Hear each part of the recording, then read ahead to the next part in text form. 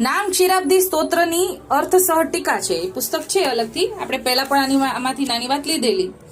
એમાં 55માં પાના નંબર ઉપર એક શ્લોક 12મા શ્લોકનું ભાવાર્થ આપેલો છે, એ આપણે લઈશું. પહેલા હું 12મો શ્લોક બોલીશ, એટલે જેમાં 108 નામ છે ઠાકોરજીના, એમાંના આ નામ છે: પવિત્ર વચનાસક્તો, મિથ્યા જલપન વર્જિત, સ્વભૃત્યા અશુભ સંહર્તા, વાંછિતાર્થ પ્રદોબલી. આ 12મો શ્લોક છે. હવે 55માં પાના નંબર પર એનો ભાવાર્થ છે. અહીંયા 5 ઠાકોરજીના નામ છે, એનો ભાવાર્થ છે, અને 5 ઉપદેશ આપ્યા છે, એ પણ આવી જશે, એ સાથે સાથે લઈ લઈશું. પહેલું, શ્રી ગોપાલાલજી કેવા પવિત્ર છે. તેના વચનામૃતના શ્રવણ માત્રથી પોતાના સેવકોના કલીના મળ દહન થાય છે, અંતરની સંશયની ગ્રંથિઓ ભેદાઈ જાય છે, હૃદય પવિત્ર થઈ જાય છે. આવી અલૌકિક શક્તિ આપના વચનોમાં રહેલી છે. આપણે ઠાકોરજીના વચનામૃત જે છે, આપણી પાસે તો પાછું ઓરિજિનલ વ્રજ ભાષામાં પણ છે. જે ઠાકોરજી બોલતા હતા એ જ આબેહૂબ આપણી પાસે પુસ્તકોમાં આપેલું છે. પછી ભાવાર્થ તો છે જ આપણી ભાષામાં, પણ ઠાકોરજી જે વ્રજ ભાષામાં બોલે છે ને, એ પણ આપણી પાસે પ્રાપ્ય છે. એટલે આપણને બંને સમજમાં આવે, ઓલું આપણે વાંચી શકીએ અને પછી આપણે ભાવાર્થ પણ સમજ માટે છે. એટલે આની અંદર શું કહેવા માંગે છે, એ પણ એની અંદર એટલું બધું અમૃત ભરેલું છે, જેનાથી આપણા મળ દહન થાય, કલીના આપણા હૃદયની અંદર રહેલા મળ દહન થાય, અને અંતરના સંશયની ગ્રંથિ ભેદાઈ જાય છે, અને હૃદય પવિત્ર થાય છે. આવી શક્તિ ઠાકોરજીના વચન અમૃતમાં છે. બીજું, આપ મિથ્યા જલ્પણાથી રહિત આપના વચનો અવિચલ ભાવનું દાન કરે છે. ત્રીજું, એ ઠાકોરજીનું વચન છે એ આપણને અવિચળ ભક્તિનું દાન કરે, એટલે કે ભક્તિ આપણી ચલિત ન થાય, એમાં ને એમાં રહ્યા કરે, અચળ, અને સતત ઠાકોરજીમાં આપણને મગ્ન રહ્યા કરીએ, એવું આપણને દાન કરે.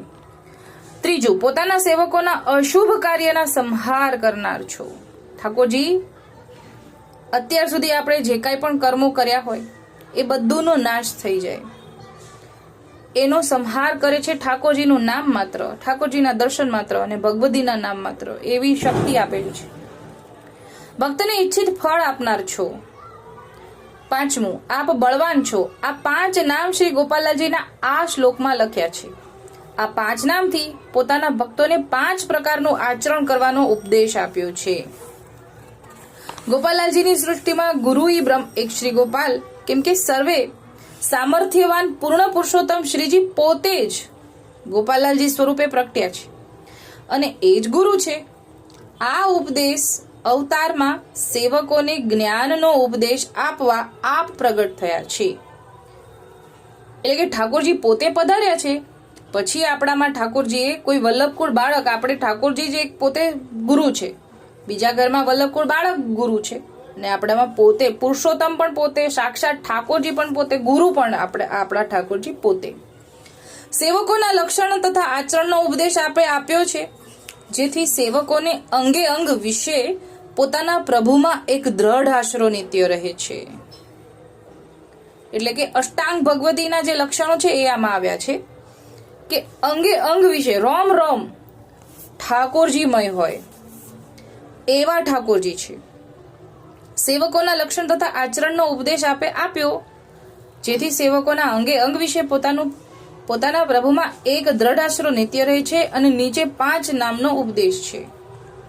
હવે નીચે બીજા 5 મુદ્દા છે, વાંચી. પવિત્ર વચનાસક્તિ, પોતાના સ્વમુખથી આપાતકાલ વિના ક્યારે પણ અસત્ય ભાષણ ન કરવું, કેમ કે સત્યવાદી પદ કરતા કોઈ અન્ય પવિત્ર પદ છે જ નહીં, અને સત્ય કરતા શ્રેષ્ઠ અન્ય કોઈ સાધન નથી.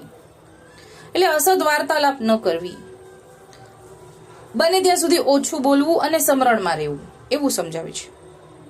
અને ખોટું તો બોલવાની જરૂર જ નથી. શેના માટે ખોટું બોલવું છે? જે છે એ છે, ઠાકોરજીએ બધું દીધું છે, ઠાકોરજીને સમર્પણ કરીએ છીએ. બીજું, મિથ્યા જલપન વર્જિત. હવે એનું સમજાવે છે કે પોતાના પ્રભુનો એક દ્રઢ આશરો રાખીને રહેવું. કેમ કે એવું કહ્યું છે કે જે કોઈ ભગવત પ્રાપ્તિની ઈચ્છા રાખતો હોય અને પોતાના અંતઃકરણમાં સદૈવ ભગવત બિરાજે એમ ઈચ્છતા હોય તો તેના માટે મિથ્યા જલપણું વર્જિત છે. ગમે તે સંજોગોમાં પોતાના પ્રભુનો જ એક આશરો રાખવો, છોડવો નહીં. ઠાકોરજીનો જ એક આશરો રાખવો, છોડવો નહીં. ત્રીજું, સ્વભૃત્યા અશુભ સંહતા. સ્વભૃત્યા અશુભ સંહરતા. બધી જ્ઞાનેન્દ્રિયોને પુરુષોત્તમ પરાયણ કરવી. જેમ કે મુખથી સદૈવ પોતાના પ્રભુ શ્રી ગોપાલાજીનો જ ઉચ્ચાર કરવો, તેના જ ગુણગાન તથા જશ કીર્તન કાન દ્વારા સાંભળવા. જો આ બધી ઇન્દ્રિયોને ઠાકોરજીમાં કેવી રીતે વિનિયોગ કરવી એ સમજાવે છે. નેત્રથી પોતાના પ્રભુના સ્વરૂપના દર્શન કરવા, હસ્તથી પ્રભુની સેવા નિત્ય કરવી અને પોતાના પ્રભુનો પ્રસાદ નિત્ય ગ્રહણ કરવો. આ રીતે સર્વ ઇન્દ્રિયોને પુરુષોત્તમ પરાયણ કરવાથી ઇન્દ્રિયોના વિષયમાં બુદ્ધિ ભ્રષ્ટ થતી નથી. આપણે જ્યારે વિષયાસક્તિમાં જ પહેલા હોઈએ ને એટલે પહેલા આપણને તરત જ લઈ લેવાનું મન થાય, સૂંઘી લેવાનું મન થાય, ખાઈ લેવાનું મન થાય, પહેરી લેવાનું મન થાય, જોઈ લેવાનું મન થાય. પણ જ્યારે આપણને સમર્પણ ભાવ ધીરે ધીરે આવે પછી સૌથી પહેલા ઠાકોરજીનો વિચાર આવે કે આ મારા ઠાકોરજી લાયક છે. ખાઈ લેતા પહેલા પણ વિચાર આવે કે ના, મારા ઠાકોરજીને આવી વસ્તુ ધરી છે કે નહીં. પહેલા ઠાકોરજીને ધરવા માટે આપણે લઈએ, ઠાકોરજી પછવાડે આપણે લેશું જ તે, પણ એ તો પહેલા ઠાકોરજીને સમર્પણ કરીને પછી લેશું. કોઈ સુગંધી વસ્તુ હોય તો આપણને વિચાર આવે પહેલા આપણા ઠાકોરજીનું અત્તર લીધું કે નહીં. કોઈ નવા વસ્ત્ર આપણે જોયા હોય, કોઈ આપણે વસ્ત્ર આપણા માટે વિચાર કરતા હોય તો આપણે નવી વસ્તુ આપણે ઠાકોરજીના વસ્ત્ર કરવાના ને. દિવાળી આવે છે, નવું બેસતું વર્ષ આવે, ઠાકોરજીના વસ્ત્ર કર્યા કે નહીં, પછી આપણે આપણા કપડાં લઈએ. એટલે આપણે જે વિષયોમાંથી બુદ્ધિ નીકળી જાય અને ઠાકોરજીનો પહેલા વિચાર આવે, એવી રીતે આ બધી ઇન્દ્રિયોને વાળવાની સમજાવે છે. પણ આ બધું ચરણામૃત લેવાના નિયમથી આપણે શરૂઆત કરીએ ને તો બધું ધીરે ધીરે થાય. સૌથી પહેલા આપણે ચરણામૃત વગર કઈ મુખમાં નથી મૂકવું. જ્યારે જ્યારે મુખમાં મૂકશું ત્યારે ચરણામૃત પર પછી જ મૂકશું. એવું આપણે શરૂ કરશું ને પછી આ અવસ્થાએ પહોંચી શકાય એવું છે.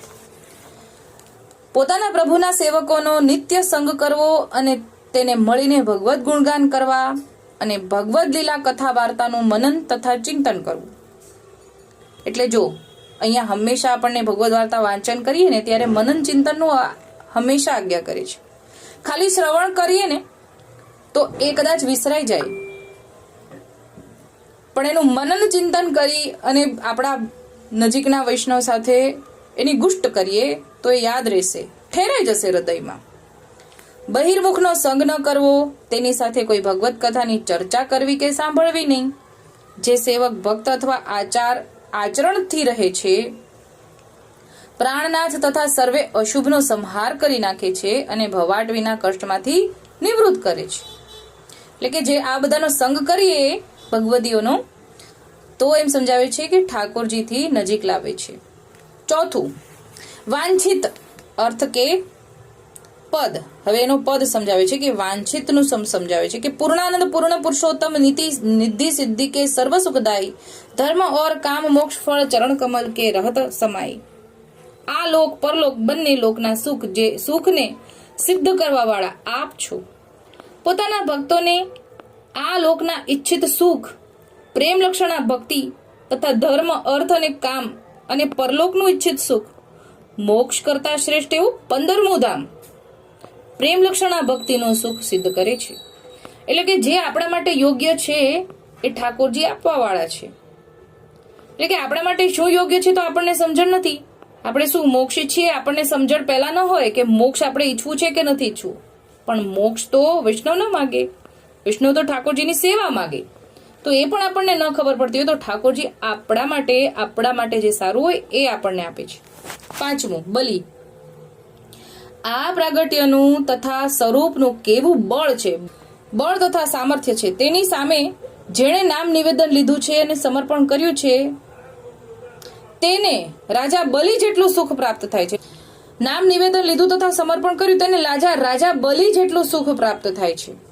પુરુષોત્તમના સર્વથા સાચો વિશ્વાસ તથા નિશ્ચલ પ્રેમ ઉપજે છે.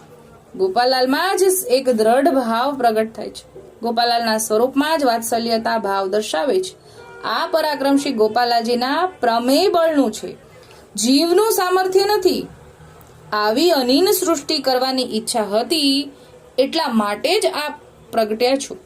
આપ જે સંકલ્પ કરો છો તે સત્ય થાય છે, કેમ કે કાલની કલા આપના જ હાથમાં છે અને માયાને આપના ઈશારાથી નચાવો છો. એવા આપ છો.